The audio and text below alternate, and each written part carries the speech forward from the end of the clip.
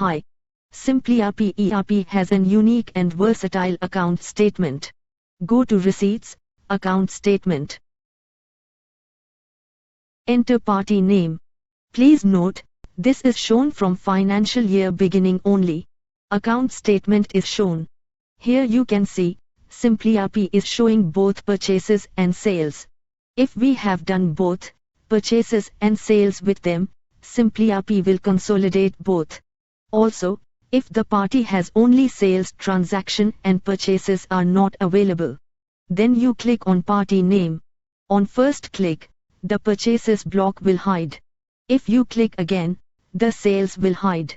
This can be done when party does not have sales transaction. Again, if you click, it will reappear the purchase.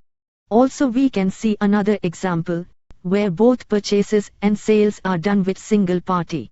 Please note, if the value is in minus, the amount is payable.